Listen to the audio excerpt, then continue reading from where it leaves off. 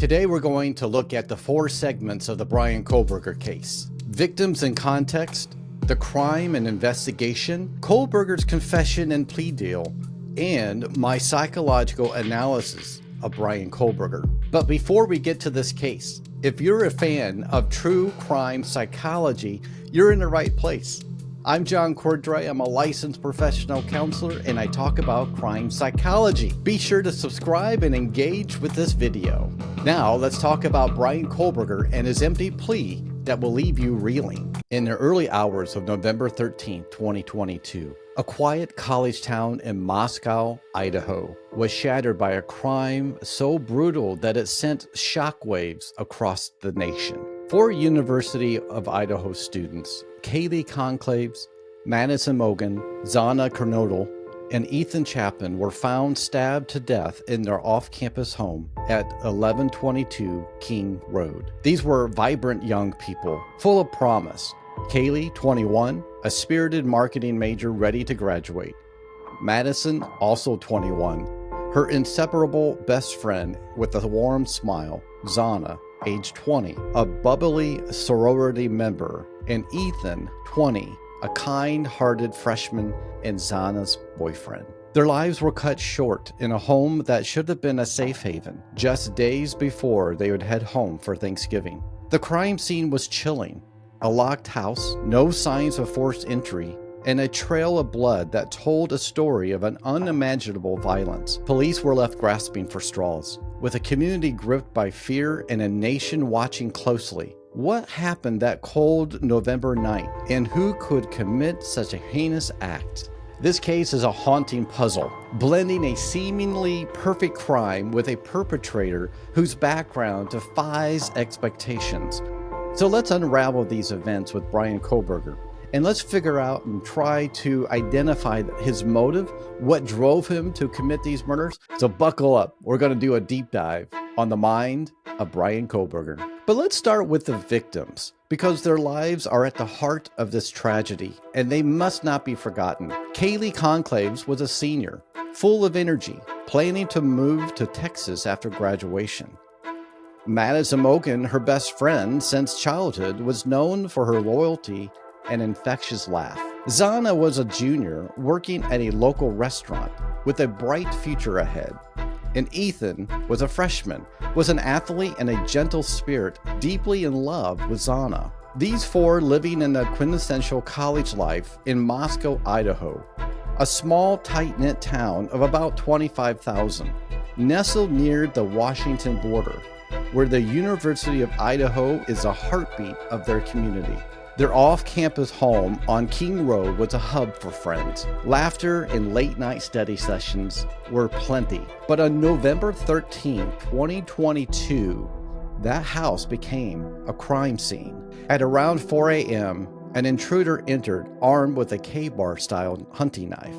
The 4 students were stabbed multiple times with wounds so severe that the coroner later described the scene as one of the most gruesome she had ever encountered. 2 other roommates were at the home but survived, unaware of the horror unfolding upstairs. By noon, when friends called police after finding the scene, Moscow was reeling. No murder weapon was found and no clear motive emerged. And for 6 weeks, the killer remained at large, leaving a community on edge and true crime followers glued to every update. The investigation was intense. Police combed through the phone records and surveillance footage. A white Hyundai Elantra became a focus and a key to the clue. Spotted near the crime scene, there was a white car, but the case seemed to stall until a shocking break in December 2022, when authorities arrested a suspect no one expected.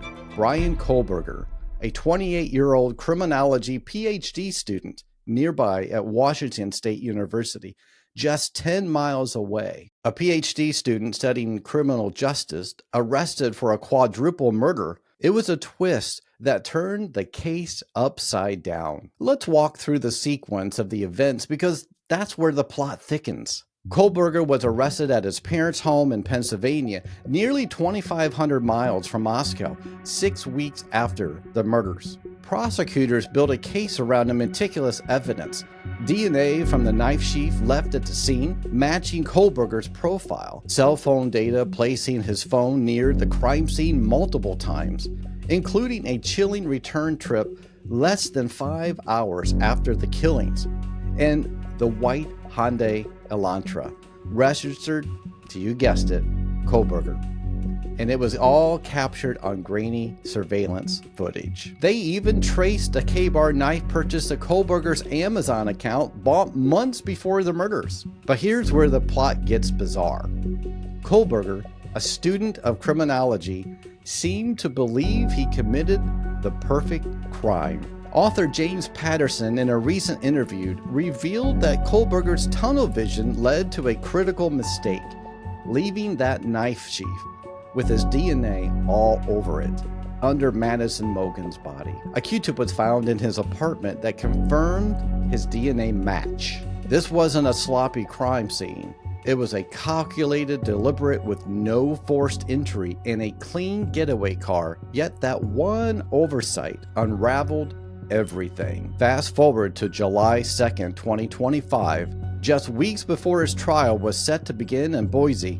Kohberger had to maintain his innocence for over 2 years, with his defense team challenging DNA evidence and claiming he was out driving that night to see the moon and the stars. He was just happened to be watching the moon and the stars at night. Then, the stunning twist. BRYAN Kohberger accepted the plea deal. In a packed courtroom, Judge Stephen Hippler asked Kohberger if he intentionally murdered each victim: Kaylee, Madison, Zana, and Ethan. To each name, Kohberger replied with a simple yes, with no emotion, as victims' families wept behind him. He pleaded guilty to 4 counts of first-degree murder and 1 count of burglary, securing 4 consecutive life sentences without parole, avoiding the death penalty. He waived his right to appeal, and his sentencing is set for July 23, 2025, where families will deliver victim impact statements. But the twist doesn't end there. The plea deal sparked outrage for some victims' families, particularly Kaylee Conclave's. They demanded a full confession and the location of the missing murder weapon, believing prosecutors failed them by avoiding a trial. Others, like Zana's mother and Ethan's family, supported the deal, citing relief from the trauma of the prolonged trial. And then there's a lingering mystery. Kohberger's signed confession, dated July 1st, 2025, admits to the killings, but offers no explanation for why he did it. Why target these students? Did he know them? What drove a criminology scholar to commit such a brutal act? This brings us to the heart of why we're here, to understand the mind behind the crime. So let's dive into the psychological analysis of BRYAN Kohberger. A quick disclaimer here, these are just my speculations, not a diagnosis. This is not something that I am pointing to. It's my speculation as a professional counselor. I'm drawing from psychological theories and case details to piece all these together, what might have motivated the tragedy. We know that BRYAN Kohberger was not an ordinary suspect. He was a PhD student in criminology at Washington State University. He studied criminal behavior, serial killers, and crime scenes. He was meticulous. There was a reason why he was studying these. He was described by a childhood friend as quiet and awkward, yet academically driven. A former classmate told News that they were baffled by his guilty plea, unable to reconcile the quiet Kohberger with a mass murderer. This duality, studious scholar and cold-blooded killer, points to a complex psychological profile. From the victims' perspectives, their psychology also offer clues. Kaylee was only visiting for the weekend, a detail prosecutors believe made her and Madison the primary targets. Zana and Ethan may have been collateral victims, killed after Zana crossed paths with Kohberger during a DoorDash delivery. Their trusting and open college lifestyle, common in a small town like Moscow, may have made them vulnerable to someone studying their routines. The surviving roommate's lack of awareness during the attack highlights the stealth of the crime, underscoring Kohlberger's calculated approach. This case also raises questions about the psychology of justice. Kohlberger's plea deal, while sparing families a grueling trial, left some, like Kaylee's family, feeling robbed of closure. Their demand for a full confession reflects a universal human need to understand why such horrors occur.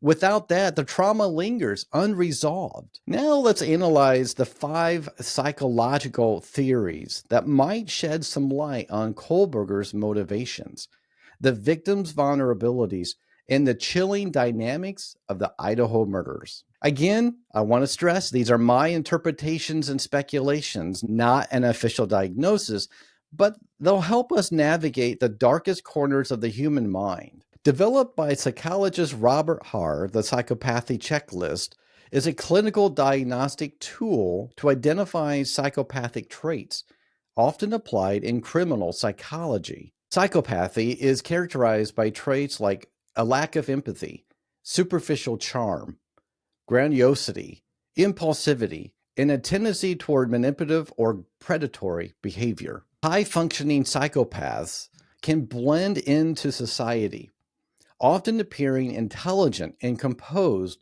while hiding their emotional detachment. Kohlberger's case raises red flags for psychopathic traits. His emotional yes responses during his guilty plea suggest a lack of remorse or empathy, even as victims' families wept. His meticulous planning, no forced entry, a clean getaway car, his watching and knowing the victim's every move, and his reoccurring reconnaissance trips points to a calculated, predatory nature of a high-functioning psychopath. The fact that he left a knife sheath with his DNA could indicate overconfidence or grandiosity, a belief that he was smarter than law enforcement. As a criminology student, Kohlberger may have used his knowledge to emulate the perfect crime, aligning with the trait of thrill-seeking through manipulation and control. From the victims' perspectives, their trusting, open college lifestyle in a small town like Moscow may have made them vulnerable to a predator like Kohlberger.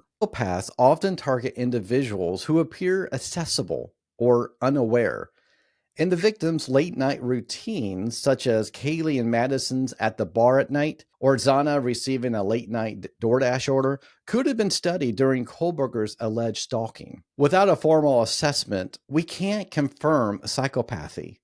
Kohlberger's silence on his motive and his academic background suggests a complex personality that might not fit a neat framework for a psychopath. Some behaviors, like returning to the crime scene, could reflect impulsivity rather than cold calculation typical of psychopathy. The next theory is thrill-seeking and sensation-seeking. Sensation-seeking theory suggests some individuals are driven by a need for intense, novel experiences, often taking risks to achieve an emotional high. In criminal context, thrill-seeking killers commit crimes not for personal gain or revenge, but for the adrenaline rush or intellectual challenge of outsmarting others. These individuals may be drawn to high-stakes situations like committing a crime and evading capture. Kohlberger's background as a criminology PhD student at Washington State University, studying criminal behavior and serial killers, suggests an intellectual fascination with crime. The childhood friend of Kohlberger saying that he may have wanted to commit the perfect crime, that aligns with thrill-seeking behavior. His alleged actions, scoping the house multiple times, entering at 4 a.m., and returning hours later, suggests the need to experience and perhaps relive the act. The choice of a K-bar knife, a weapon requiring close contact, could indicate a desire for an intense personal encounter, amplifying the thrill. The victims, particularly Kaylee and Madison, were outgoing and socially active, making them visible targets in a small community. A thrill seeker might select such victims for their prominence, seeing their murders as high-stakes challenge. The randomness of the crime, no confirmed personal connection to Kohlberger, supports the idea that the act itself, not the victims' identities, was the goal. But the thrill-seeking theory doesn't explain why Kohlberger targeted this specific house or these specific victims. The theory assumes a degree of impulsivity, but Kohlberger's planning suggests a more deliberate mindset. His lack of a confessed motive leaves open the possibility of other drivers like personal resentment. Some killers don't even need a reason. They choose the rush. Sensation-seeking theory says people like Kohlberger might kill just to feel alive, to test their limits. As a criminology student, was he playing a twisted game or trying to outsmart the system? That return trip to the crime scene makes you wonder, was he chasing the high of getting away with it? The next theory is social learning theory and modeling. Social theory indicates that individuals learn behaviors by observing and imitating others, particularly role models. In criminal psychology, this can apply to individuals exposed to violent or criminal behavior through media, through studies, or personal experiences, internalizing these as acceptable or intriguing. For someone like Kohlberger, studying criminology could amplify this effect. Kohlberger's immersion into criminology exposed him to detailed accounts of serial killers, crime scenes, and forensic techniques. His studies, as noted in web sources, included coursework on criminal profiling and serial murder. This environment could have normalized or glamorized criminal behavior, with Kohlberger modeling his actions after infamous killers he studied, like Ted Bundy and Dennis Rader. The use of a K-bar knife and his alleged stalking behavior mirror tactics of organized serial offenders, suggesting that he may have learned how to execute a crime through academic exposure. His return to the crime scene could reflect a desire to mimic the behavior of killers who taunt police. The victim's public social media presence, like Kaylee and Madison's Instagram activity, may have made them accessible models for Kohlberger's planning. Social learning suggests he could have observed their routines online or in person, learning their vulnerabilities. But social learning doesn't account for the internal motivation to act on learned behaviors. Many criminology students study similar material without turning to crime. Kohlberger's personal history or psychological state likely played a larger role in crossing that line. Social learning theory says we mimic what we see. As a criminology student, he was steeped into the world of serial killers. Did he start to see himself as one?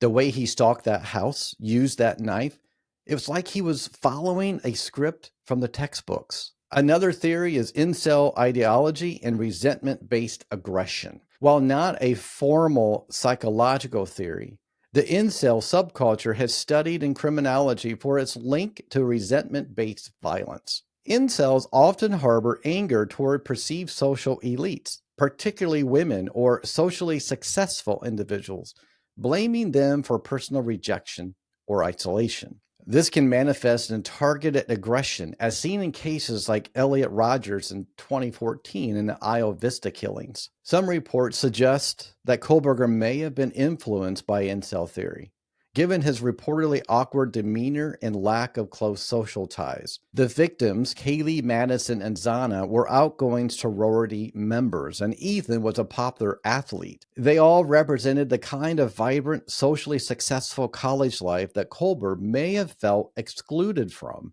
Targeting a house full of popular students could reflect a desire to punish those who symbolized his perceived social failures. The victims' public personas and active social lives made them visible targets. Kaylee's temporary return to Moscow may have heightened her appeal as a symbolic victim for someone seeking to disrupt a perceived ideal. The randomness of the attack, with no confirmed personal connection, supports the idea of a symbolic rather than a personal motive. There's no direct evidence that Kohlberger identified as an incel or expressed related views. His academic focus and calculated approach suggests a more intellectual motive than emotional resentment. This theory risks oversimplifying a complex case. Could resentment have driven Kohlberger to kill? Some speculated he felt like an outsider, envious of the victims' perfect college lives. Incel theory paints to anger at those who seem to have it all, Did Kohlberger see Kaylee, Madison, and Zana and Ethan as symbols of everything he couldn't have? The next theory is a cognitive dissonance and compartmentalization. Cognitive dissonance occurs when individuals hold conflicting beliefs or behaviors, causing psychological discomfort they resolve by rationalizing or compartmentalizing. In criminal context, offenders may separate their criminal acts from their public persona, allowing them to function normally while hiding their dark impulses. Compartmentalization enables someone like Kohlberger to live a double life as a student and a killer. Kohlberger's life as a criminology student and a teaching assistant contrasts sharply with his actions as a murderer. He may have compartmentalized his violent impulses, presenting as a quiet scholar while planning a brutal crime. His guilty plea, delivered without emotion or explanation, suggests he resolved any dissonance by fully embracing his actions, perhaps seeing them as separate from his normal self. His academic focus on crime could have reinforced this, allowing him to intellectualize murder as a study rather than a moral failing. The lack of a confessed motive might indicate he'd suppressed any internal conflict, refusing to confront why he acted. The victim's normalcy, living openly in a college town, may have contrasted with Kohlberger's internal turmoil, making them targets for his unresolved dissonance. Their lack of awareness during the attack underscores how Kohlberger's compartmentalized planning exploited their vulnerability. But cognitive dissonance assumes internal conflict.